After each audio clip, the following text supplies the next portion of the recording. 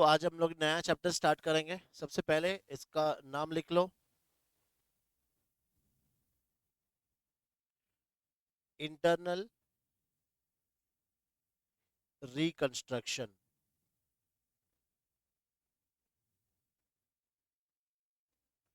Internal reconstruction.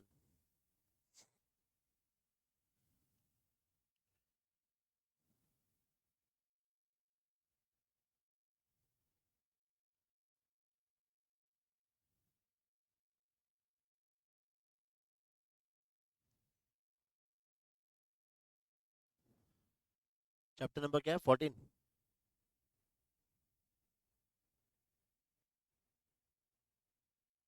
Chapter number 14, internal reconstruction. चलो अब इसका मतलब समझेंगे हम लोग अच्छे से। देखो, रिकंस्ट्रक्शन का मतलब क्या होता है? कोई भी चीज को हम जब रिकंस्ट्रक्ट करते हैं उसका मतलब क्या है? वापस नया बनाते हैं, ठीक है।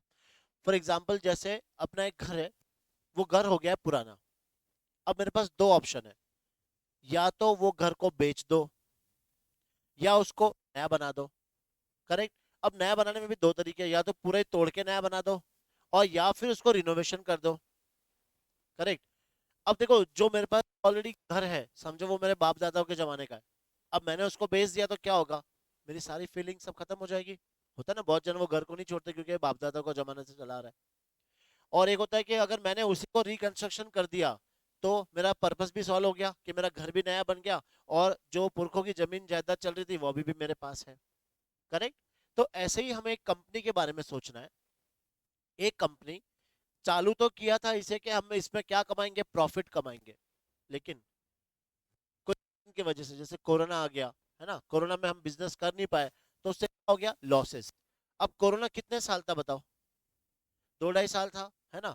अब एक कंपनी 2 3 साल से तो लॉस कर रही है, उसके बाद भी उसको जमने में टाइम लगा, लेकिन वो बिजनेस में लॉस पे लॉस पे लॉस करते जा रही है।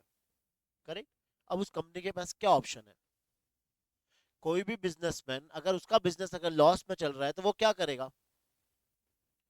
बंद कर देगा। भाई लॉस में तो मैं नहीं चला सकता हूँ बिजनेस को, तो वो क्या करेगा? बंद कर देगा। जब मैं बिजनेस को बंद करता हूँ तो एक फीलिंग जुड़ी होती है ना हमारी उसके साथ। करेक्ट। और बहुत सारे लोग भी जुड़े होते हैं, जैसे क्रेडिटर्स। बैंक से अगर मैंने लोन लिया होगा तो अगर मैंने अपना बिजनेस बंद कर दिया तो क्या होगा? इन लोगों को ज्यादा नुकसान झेलना पड़ेगा। करेक्ट। सेकेंड ऑप्शन क्या है?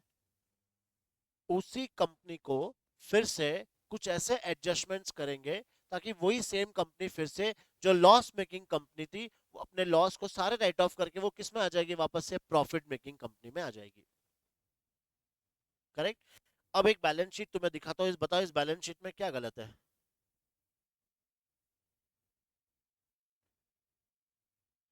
देखो, बैलेंस शीट में एक लैंड एंड बिल्डिंग दिख रही है जिसकी वैल्यू है 50, ऊपर सब दिख रहा हूं मैं रुपीज इन करोड़, है ना। इसकी मार्केट वैल्यू है 20 करोड़। इन्वेस्टमेंट, हमने कहीं इन्वेस्टमेंट किया है 30 करोड़ का। मार्केट वैल्यू है इसकी सिर्फ 10 करोड़। बुक्स में डेटर्स है, स्टॉक पड़ा हुआ है अपना। फिर कुछ advertisement, suspense account, profit and loss account. ऊपर एक चीज और लिख रहा हूं मैं, यही लिख देता हूँ, गुडविल।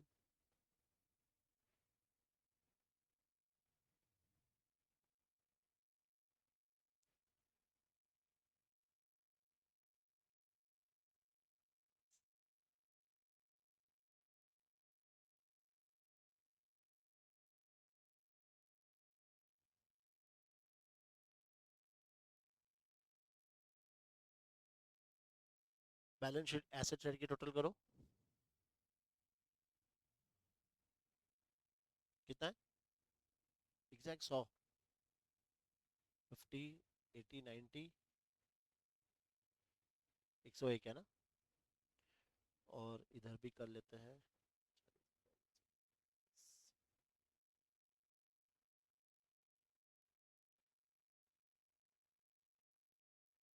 इस बैलेंस शीट में क्या गलत है?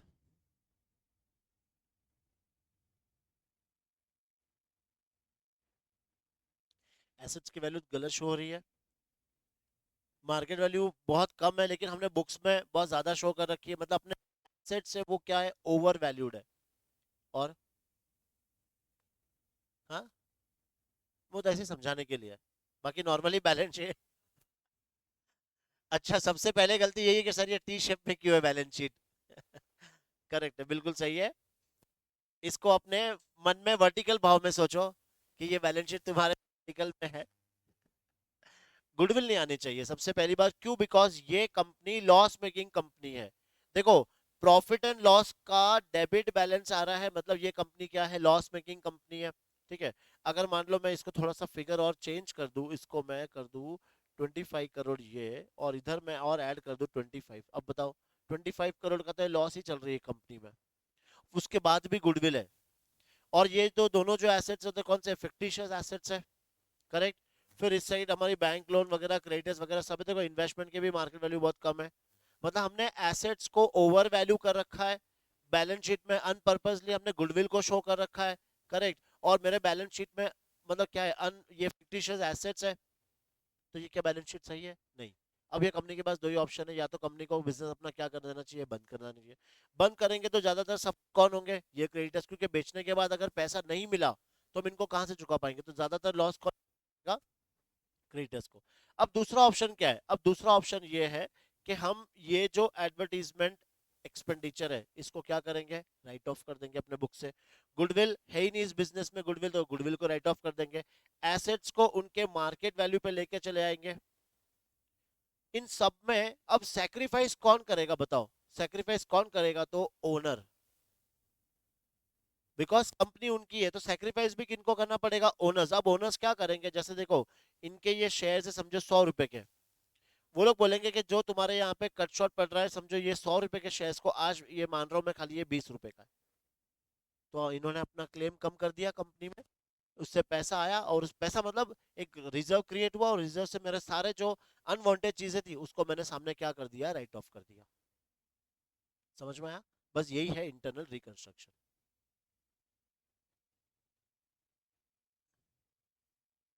क्रेडिटर्स को खत्म नहीं कर रहे, क्रेडिटर्स को तो मुझे देना पड़ेगा। क्रेडिटर्स के पास भी मैं जा रहा हूँ, भाई देख मेरे पास कंपनी के पास ऑप्शन है कि मैं बिजनेस को बंद कर दूं। अब तू बता इस 30 करोड़ का कितना लेगा, वो बोलेगा चल यार 20 करोड़ दे देना, हुआ फायदा। एक किसी इंसान के ऊपर बहुत ज्यादा कर्जा है, समझो बहुत ज्यादा कर्जा है, और उसके पास एसेट से बहुत कम, तो क्या होता है वहां पे, सेटलमेंट होता है, सेटलमेंट होगा। करेक्ट है। अब वो सेटलमेंट कैसे है? समझो उसके पास 1 करोड़ का लोन है, और सामने है प्रॉपर्टी खाली 30 लाख की, 30 लाख की प्रॉपर्टी उसने बेच दी, 30 लाख आ गए। अब वो 30 लाख में क्या करेगा, दे देगा सबको, रेशो में दे देगा, इसलिए एक को 30 दे दिया, बाकी 70 वाले रोते रहेंगे, नहीं, सबको प्रोपोर्शनेटली। अब बाकी क्या बोलेगा, ये लो अब भूल जाओ, आज के बाद कुछ भी नहीं है।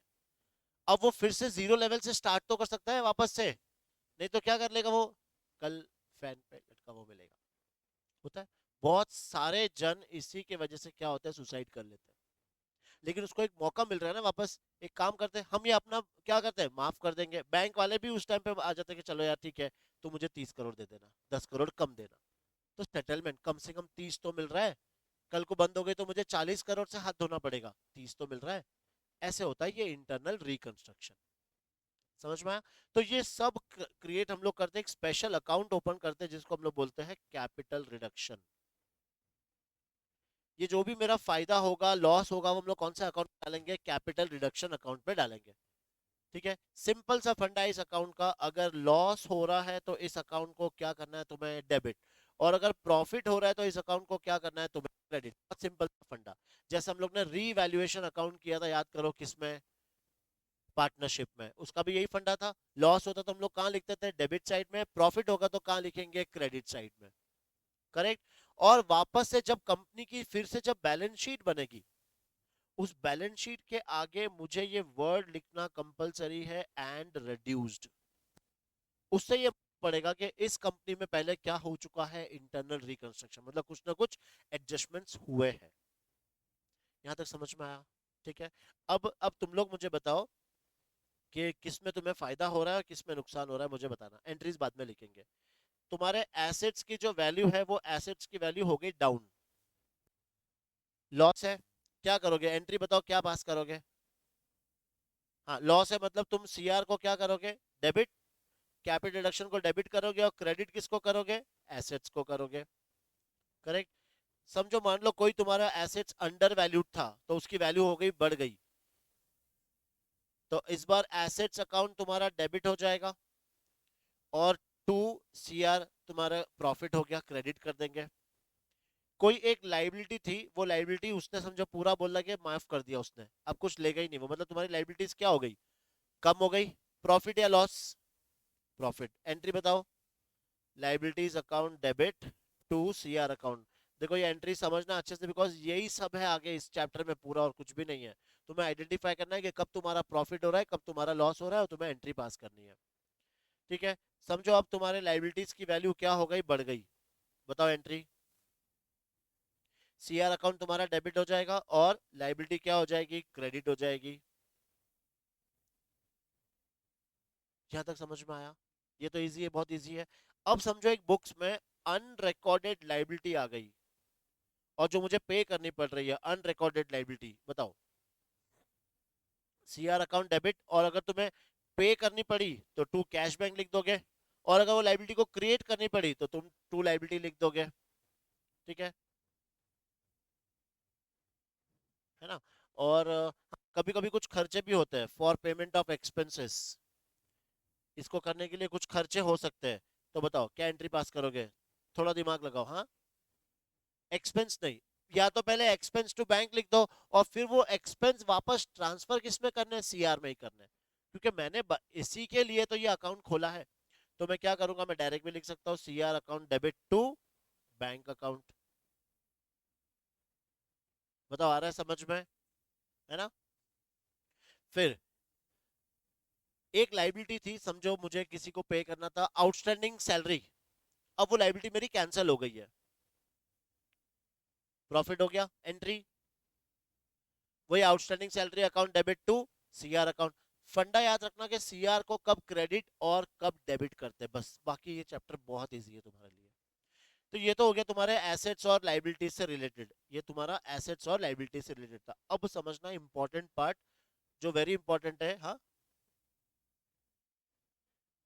कैपिटल वो अलग है, कैपिटल रिडम्पशन रिजर्व बाद में अपन पढ़ेंगे, वो प्रेफरेंस शेयर्स वाले चैप्टर में आएगा, वो अलग है पूरा। ये सी आर है, मतलब कैपिटल रिडक्शन, वो कैपिटल रिडम्पशन रिजर्व है, वो अलग चीज है ना। ये सिर्फ क्या है, कैपिटल रिडक्शन। ठीक है।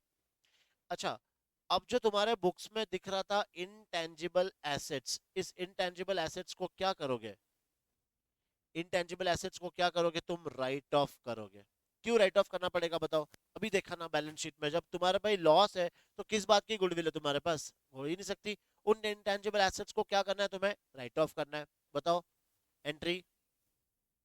लॉस है ना, लॉस मतलब क्या करेंगे, सीआर को डेबिट करोगे और टू इनटेंजिबल एसेट्स को करोगे क्रेडिट। ठीक है। फिर जो तुम्हारे फिक्टिशियस एसेट्स थे या जो तुम्हारे लॉसेस थे बिजनेस में, उसे भी तुम्हें क्या करना पड़ेगा, राइट ऑफ करना पड़ेगा। तो उसकी भी एंट्री में लिख दो यहाँ पे फिक्टिशियस एसेट्स, वो एंट्री को तुमने राइट ऑफ कर दिया, सेम एंट्री आएगी। यहाँ समझ में आ गया यहाँ तक पूरा, ठीक है।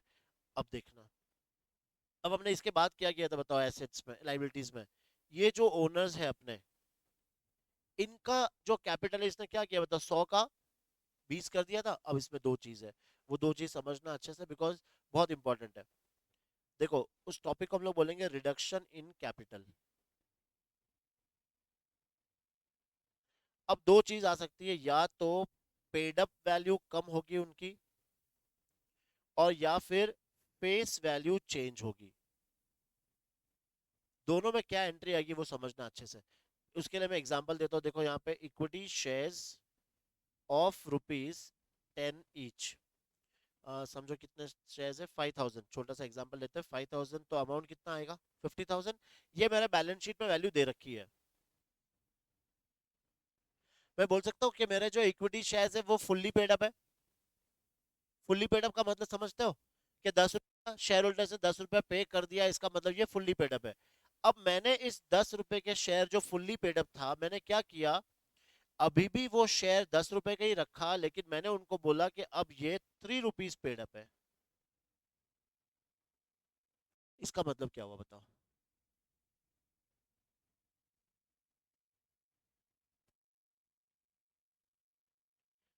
दो सोच सकते हैं कि 7 रुपया मुझे उनसे और लेना है, और दूसरा उन्होंने 7 रुपये छोड़ दिए कंपनी के लिए कि ये तुम अपने लॉसेस को राइट ऑफ करने में यूज कर लो। समझ में आया? तो यहाँ पे बताओ प्रॉफिट हुआ कि लॉस हुआ? प्रॉफिट हुआ ना। अपनी लाइबिलिटी जो शेयर कैपिटल पहले 50,000 थी, अब वो कितनी हो गई बताओ? 5,000 इंटू 3 ही करूंगा अब तो मैं, तो ये मेरा फायदा हुआ। करेक्ट। कंपनी के पॉइंट ऑफ व्यू से फायदा हुआ, अपने को शेयर होल्डर्स के पॉइंट ऑफ व्यू से नहीं करना है, हमें सिर्फ कंपनी के पॉइंट ऑफ व्यू से करना है। तो बताओ मुझे क्या एंट्री आएगी यहाँ पे? फायदा हुआ मतलब कौन से अकाउंट को क्रेडिट करूंगा? कैपिटल रिडक्शन, ये तो कंफर्म। और डेबिट किसको करेंगे? Equity share capital. तो हम लोग डेबिट किसको करेंगे? Equity share capital account debit to CR. Amount कितना आएगा बताओ?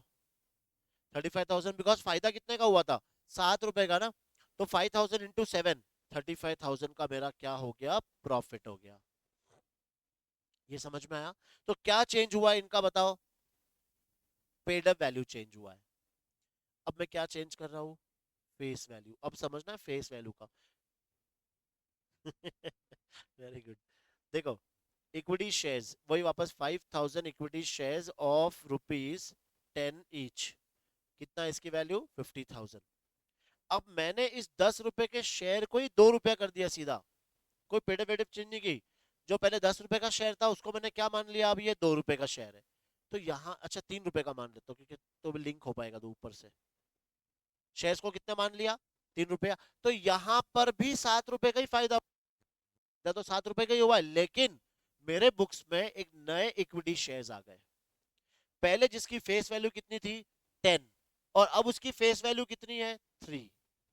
करेक्ट। अब एंट्री समझना कैसे आएगी, देखो। मैं अपने इक्विटी शेयर कैपिटल को करूंगा डेबिट। इसमें जो मेरी फेस वैल्यू होगी वो कितनी होगी? 10। अब मेरे बुक्स में नए इक्विटी शेयर्स आ गए, तो 2 इक्विटी शेयर कैपिटल अकाउंट, यहां पर वैल्यू कितनी होगी? 3। और जो मेरा फायदा हो गया वो कहां चला जाएगा? कैपिटल रिडक्शन अकाउंट में चला जाएगा। अब अमाउंट देखो, इसमें तो आ जाएगा 50,000, नए शेयर्स की वैल्यू कितनी है? 15,000, और फायदा कितना हुआ? 35,000। देखो दोनों एंट्री में फायदा मेरा 35,000 का ही हो रहा है, लेकिन एंट्री जो लिखी है दोनों, उसमें समझना दोनों में अलग अलग है, दोनों सिचुएशन में अलग अलग है। ये क्लियर पहले? अगर जब चेंज हो तो हमें ये पास करनी है, कि तो हमें ये एंट्री पास करनी है।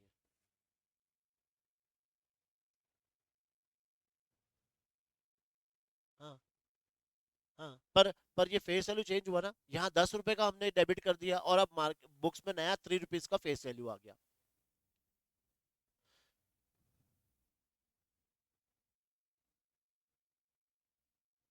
3 3 वहां चला गया, और बाकी फायदा तुझे सीआर में दिखाना है। पर याद रखना ना, मेरे बुक्स में जो पुराने जो शेयर कैपिटल थे उसको मैंने हटा दिया है, उसको मैंने हटा दिया है, और उसके बदले मेरे 3 रुपए के नए शेयर्स आ गए मेरे बुक्स में।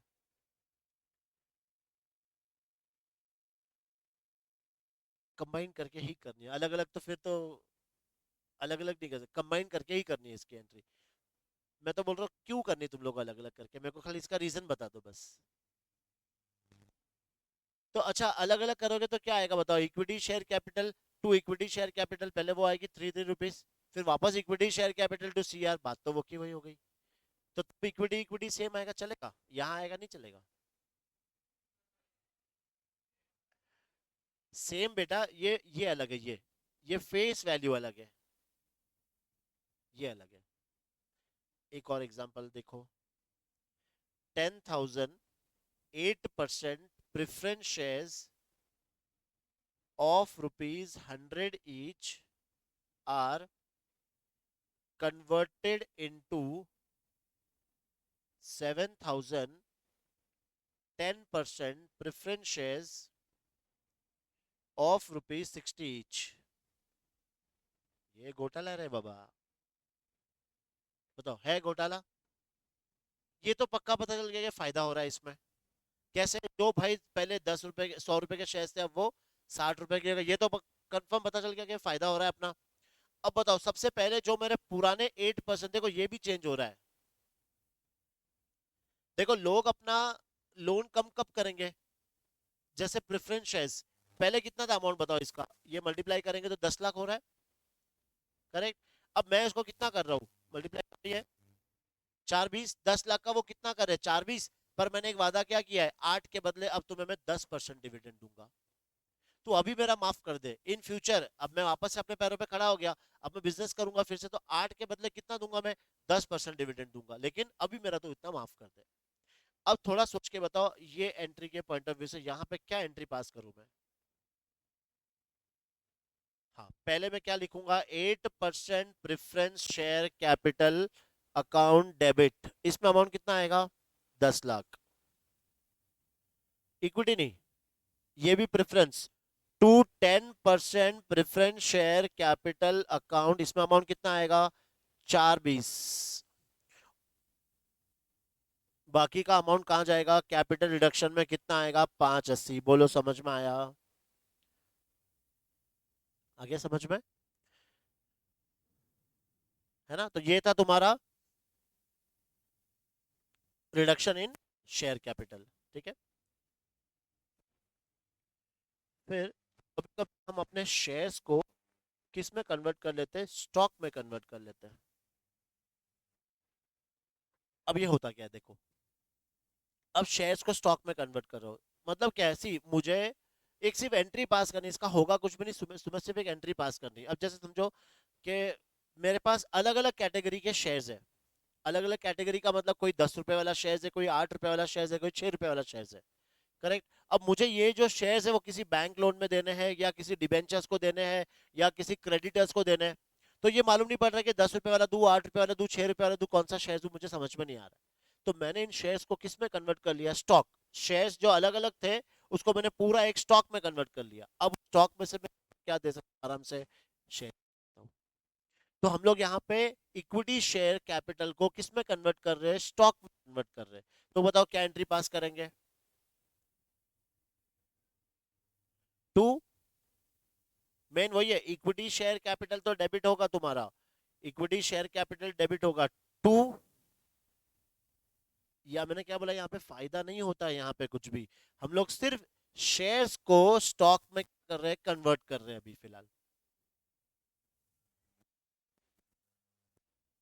एसेट तो डेबिट होना चाहिए, लायबिलिटी है ना, मतलब एक लायबिलिटी को, अलग अलग जो लायबिलिटीज थी उसको मैंने कन्वर्ट करके एक लायबिलिटी में लिख दिया बस, ना कोई फायदा ना कोई नुकसान, सिर्फ शेयर्स किस में कन्वर्ट हो गए, स्टॉक में। और कभी कभी वापस जो इसमें से जो बच गए फिर से स्टॉक में कन्वर्ट कर दूंगा शेयर्स में। तो ये सिर्फ तुम्हें एक एंट्री पास करनी होती है, बस सिर्फ तुम्हारे नॉलेज के लिए, क्या है समझ में। अब इसमें सिर्फ एक और टॉपिक बचा है जिसको बोलते हैं हम लोग शेयर सरेंडर, वो बाद में पढ़ाऊंगा, शेयर सरेंडर, शेयर सरेंडर में बाद में पढ़ाऊंगा, ठीक है। अब देखो, अब तुम्हें क्वेश्चन में क्या प्रिपेयर करना पड़ेगा, capital reduction account, nominal account,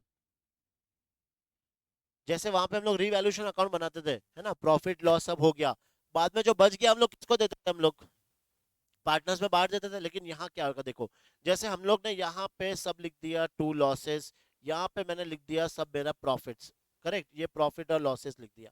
अब मेरा बैलेंसिंग फिगर या तो यहाँ पर बचेगा,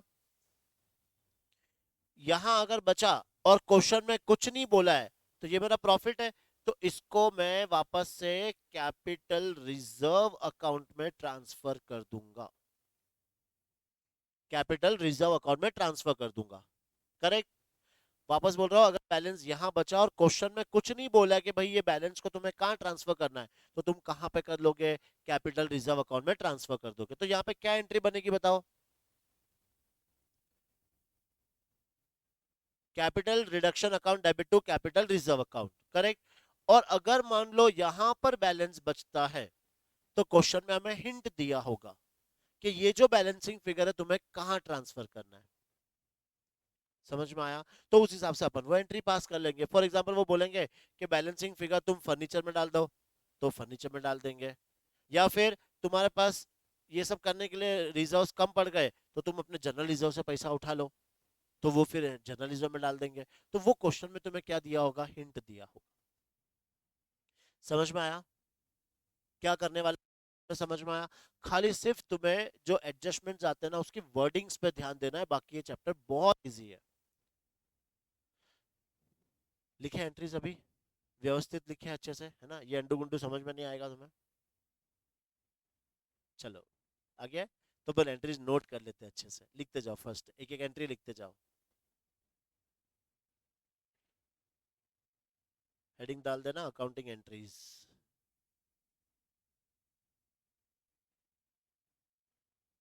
हेडिंग में लिखता हूँ, एंट्रीज तुम लिखो, तो मालूम पड़ जाएगा तुम्हें कितना समझ में आया, ठीक है। चलो फर्स्ट लिखो, for decrease in asset.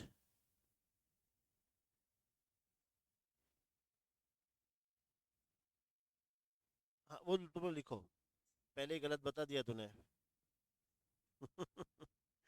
For decrease in asset. अब पूरा लिखने की कोशिश करना, सी आर नहीं लिखना है अपने को, हैबिट बनानी नहीं है शॉर्टकट की। Capital reduction account debit to asset account.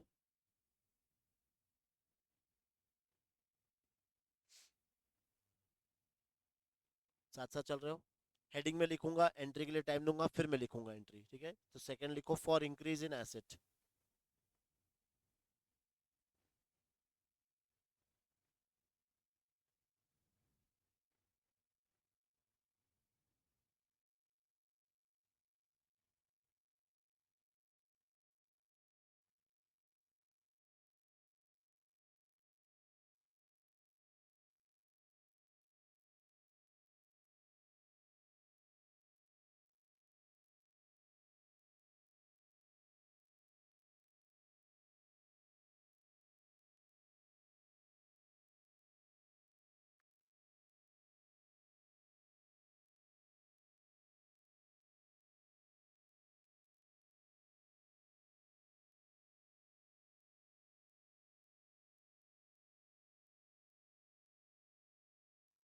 Third है for increase in the value of liability.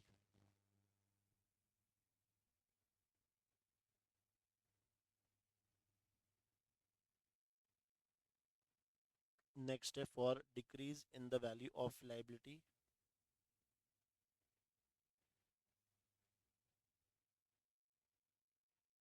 तो मैं आगे की दे रहा हूँ ताकि तुम खुद पहले एक बार एंट्री लिखो और फिर चेक भी करते जाओ।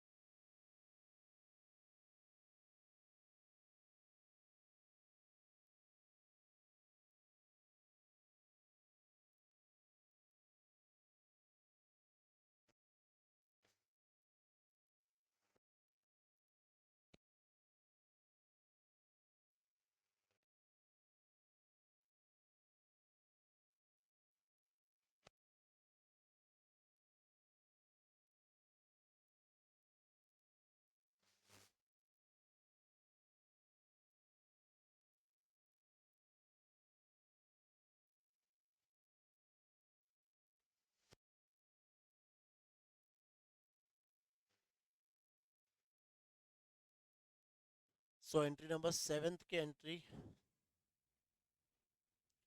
For cancellation of unrecorded liability क्या लिखी एंट्री बताओ?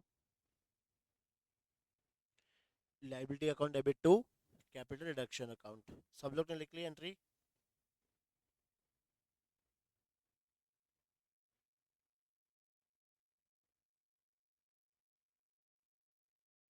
तू पहुंचा ही नहीं वहां तक इसलिए नहीं लिखी तूने। रीजन? लाइबिलिटी क्या है? वो अनरिकॉर्डेड है, अनरिकॉर्डेड कैंसिल हो गई तो नो एंट्री।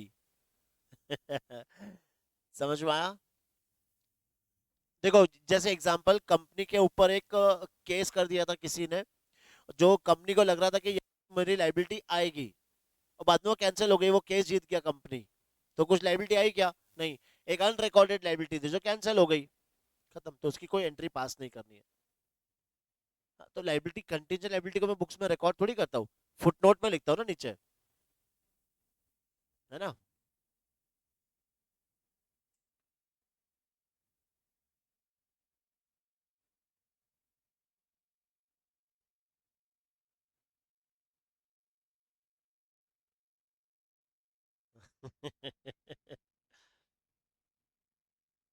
लिखो for reduction in share capital.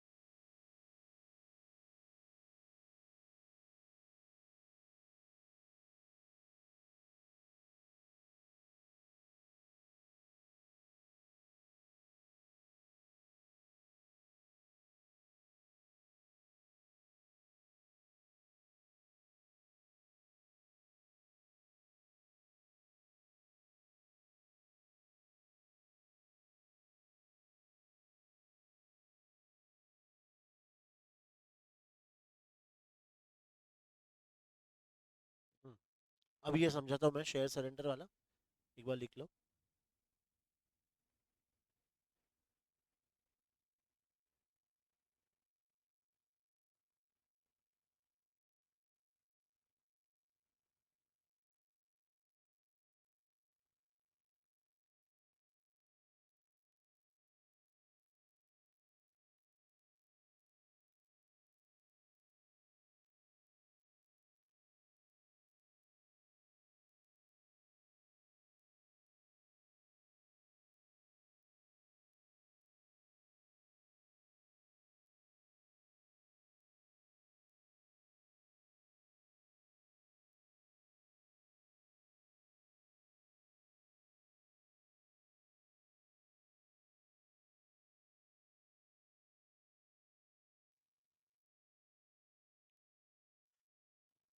Last entry, जो हम लोग बैलेंस बच जाएगा कैपिटल रिडक्शन में, कैपिटल रिजर्व में ट्रांसफर कर देंगे।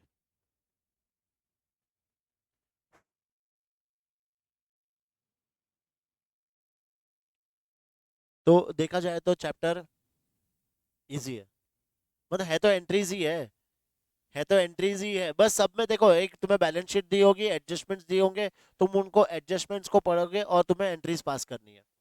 अब एक जो नया टॉपिक, इसमें खाली एक छोटा सा टॉपिक है शेयर सरेंडर, वो पढ़ लेते हैं, फिर आज का लेक्चर वाइंड अप करते हैं, बाकी क्वेश्चंस हम लोग कल करेंगे। लिख लिया ये पूरा, आगे बढ़ो। हम्म? देखो, अब ये शेयर सरेंडर क्या होता है समझना अच्छे से।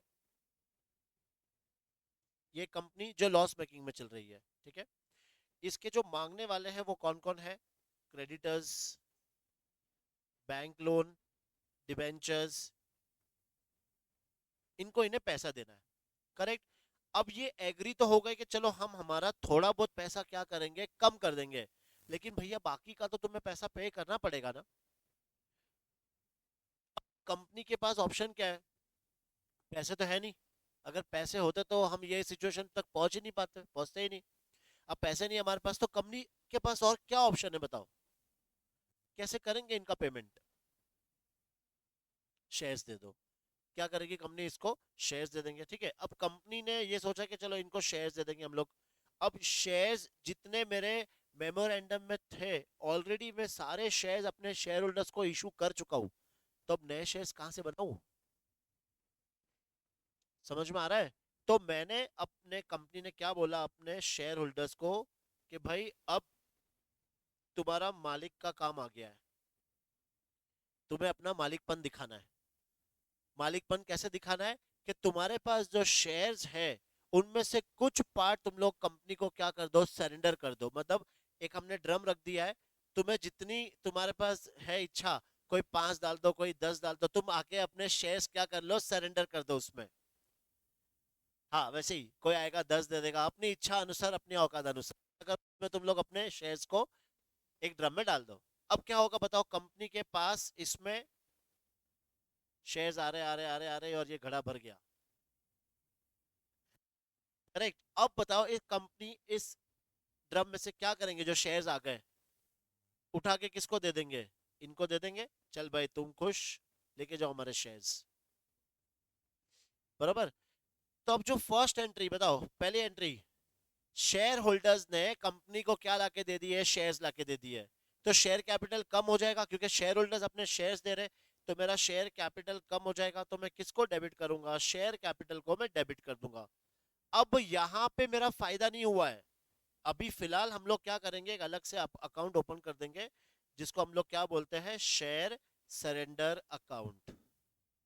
तो मेरी फर्स्ट एंट्री, जब शेयर होल्डर सरेंडर करते हैं तो एंट्री क्या पास करनी है? Share capital account debit to share surrender account, ठीक है। अब कंपनी क्या कर रही है, इस शेयर सरेंडर में से क्या कर रही है कंपनी? उठा के शेयर्स दे रही है। अब यहां पे दो चीज हो रही है वापस, देखो। सबसे पहले यहां से जब मैं शेयर्स दूंगा, तो मेरे वापस से शेयर्स क्या हो जाएंगे? इशू हो जाएंगे, करेक्ट। तो वापस से जो मैंने फर्स्ट एंट्री पास करी थी, उसको मैं फिर से रिवर्स कर दूंगा। Share surrender account debit to share capital. समझो मेरे पास 50,000 शेयर्स आ गए थे, यहाँ पे 50,000 shares of rupees 10 each, correct. 50,000 shares आ गए थे। अब इसमें से मैंने वापस से समझो 40,000 शेयर्स को क्या कर दिया, इन लोगों में दे दिया मैंने। तो बताओ यहाँ पे एंट्री कितने की आएगी, 5 लाख की आएगी, यहाँ 5 लाख की आ जाएगी, यहाँ 4 लाख की आएगी। हाँ अब रुको 2 मिनट, वापस समझना अच्छे से। पहले शेयर होल्डर्स ने क्या किया, वो शेयर्स को लाके मुझे दे दिया, शेयर सरेंडर कर दिया, तो मैंने क्या एंट्री पास करी, share capital account debit to share surrender account. फिर अब मैं इसमें से शेयर्स उठा के किसको दे रहा हूँ, इन लोगों को दे रहा हूँ। तो मेरे दो चीज होगी, मैंने क्या बताया, मेरे दो चीज होगी। पहला, मेरे वापस से शेयर्स इशू हो जाएंगे जिसकी एंट्री मैंने ये पास कर ली।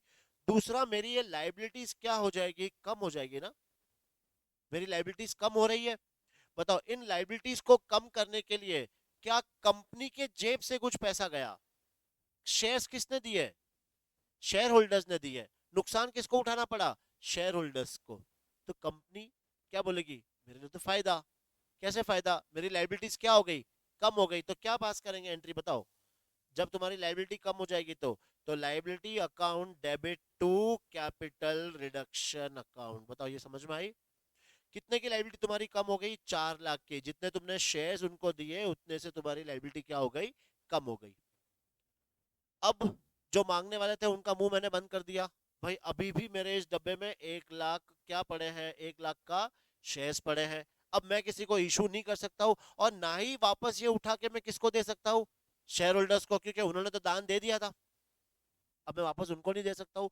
तो जितना मेरा शेयर सरेंडर में बैलेंस बचेगा, जितना मेरा शेयर सरेंडर में बैलेंस बचेगा, वो भी मेरे लिए क्या हो जाएगा, पूरा का पूरा फायदा, जिसको मैं कहाँ ट्रांसफर करूंगा, कैपिटल रिडक्शन अकाउंट में। क्या ये एंट्री लिखी है तुमने, तो एक लिख लो लास्ट में, for transfer of share surrender to capital reduction account.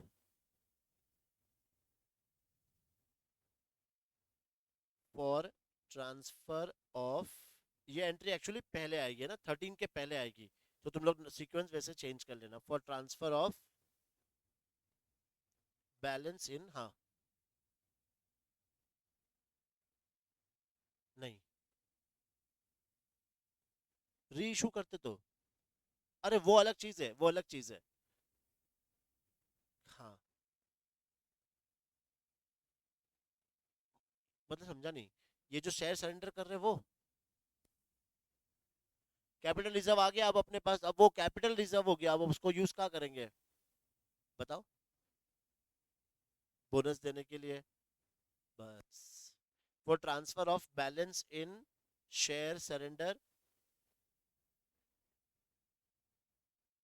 To capital reduction.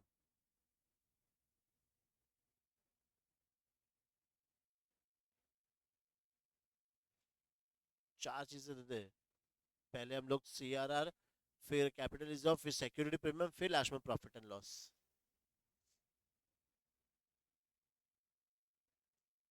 Reserve आ गया, रिजर्व आ गया, तो लॉस झेला ना भाई, शेयर होल्डर्स ने लॉस झेला ना, जो उनके 10-10 रुपए के शेयर थे आज वो 1-1 रुपए के हो गए।